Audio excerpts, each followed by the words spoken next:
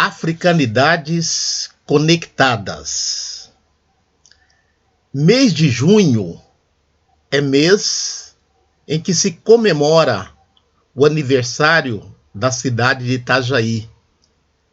166 anos de emancipação.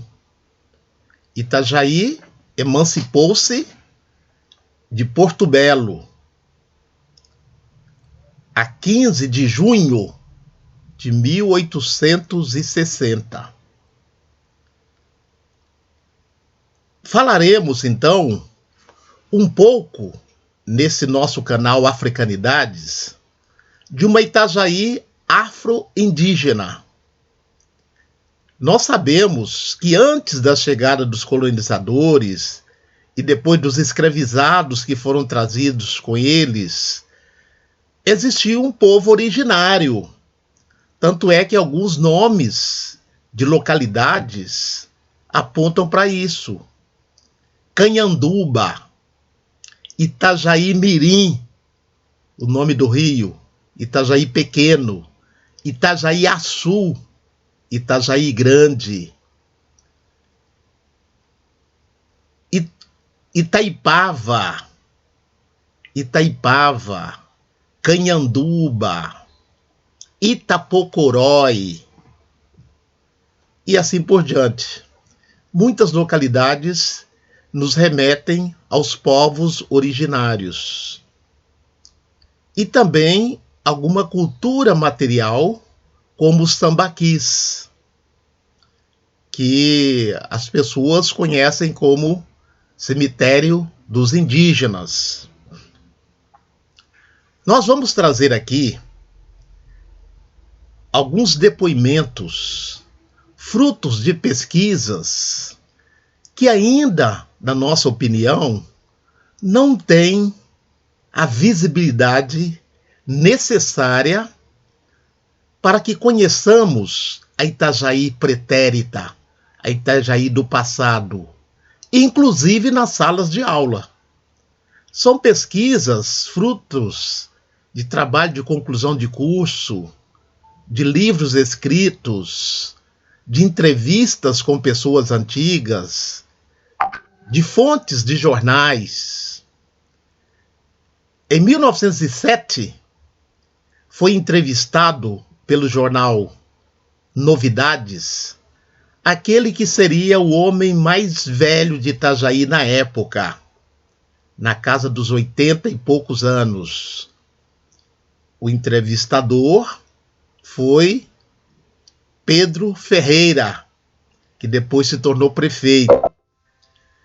Então, nós leremos aqui alguns trechos desse Antônio da Costa Flores, que se dizia o homem mais velho de Itajaí, que chegou aqui por volta de 1840, antes de Itajaí se tornar emancipada, antes de se tornar vila, que era sinônimo de cidade na época. Então ele fala dos indígenas, que eram apelidados de bugres. Eu estou usando para isso esse livro, que eu tive a oportunidade de publicar em 2008, Itajaí do século XIX, História, Poder e Cotidiano. Diz Antônio da Costa Flores: os bugres ainda vinham até bem perto de Itajaí. Não se sabia onde eles se alojavam, porque ninguém ousava ir procurá-los. Os seus ataques, que em geral tinha por motivo o roubo, eram frequentes, mas traziam em constante preocupações a gente que vivia um pouco mais longe dos lugares habitados. Quem morava ou fazia roça a certa distância nunca estava sem armas e sem companhia de outras pessoas, mesmo quando trabalhava na roça, tinha perto de si uma espingarda carregada. Muitos anos depois de minha vinda, o carpinteiro Bento Malaquias da Silva, que aqui construiu diversas embarcações e a casa no lugar onde reside hoje o senhor Germano Thieme, é que foi mais tarde o nosso primeiro coletor. Para fazer o engenho de serra em Limoeiro, precisou enviar para o local 20 e tantas pessoas. Lá estive 15 dias, prestando os meus serviços de ferreiro e ouvi nos morros, em volta, alaridos de bugres. Os bugres só agrediam depois de, com maior cuidado e perseverança, procurar conhecer as circunstâncias em que se achavam as pessoas a quem queriam agredir, e quando julgavam a ocasião, era a ocasião mais apropriada para serem bem-sucedidos. Aos caçadores não fazia mal, porque além de terem muito medo de armas de fogo, estes, quando se aventuravam a internar-se para mais longe, sempre iam em grupos. Com referência a atentados de bugres, depois de minha chegada a Itajaí, lembro-me do seguinte: assaltaram João da Silva Mafra em uma casa próxima no lugar que hoje se chama Porto Escalvado. Mataram-lhe 1 ou 2 escravos, mataram, não sei onde, um filho de José Paranaguá, fizeram fugir de um sítio para os lados de Itaipava um morador acompanhando sempre, dirigindo-lhes flechas, quando ele descia pelo Itajaí Mirim em uma canoa. Por quando ele descia por a canoa do Itajaí Mirim. Por último, mataram um filho do velho Francisco Cordeiro, em Camboriú. Em Alegres, pouco depois de minha chegada a Itajaí, massacraram de uma feita 16 ou 22 pessoas, entre crianças e adultos, os quais foram enterrados nos cemitérios daqui.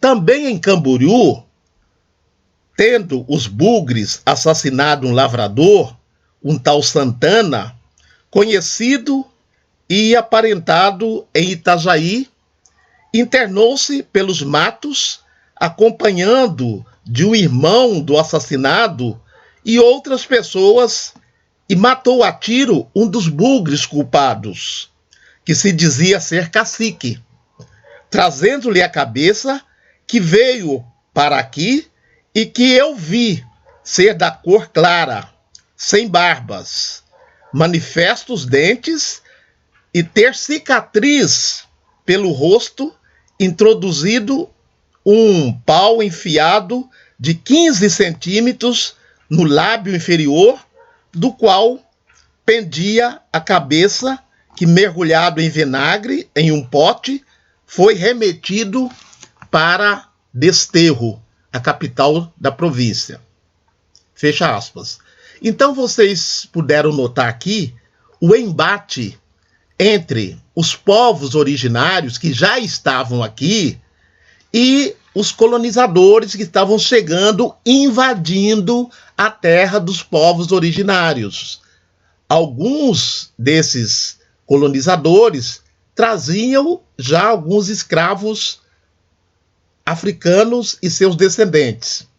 Interessante ver como é que Antônio da Costa Flores denomina a ação dos povos originários, de invasores, de ladrões, de salteadores, de assassinos, quando, na verdade, eram os colonizadores que estavam entrando, invadindo a terra dos povos originários, que eram vítimas, mas que, na visão do Antônio da Costa Flores e dos demais colonizadores, eles eram os assaltantes, os violentos, os bandidos. Então nós aqui damos uma outra perspectiva para esses embates entre os povos originários que aqui viviam e os colonizadores que foram, na verdade, os invasores do território. Africanidades conectadas, falando de uma Itajaí afro-indígena no mês em que a cidade comemora 166 anos de emancipação. Axé.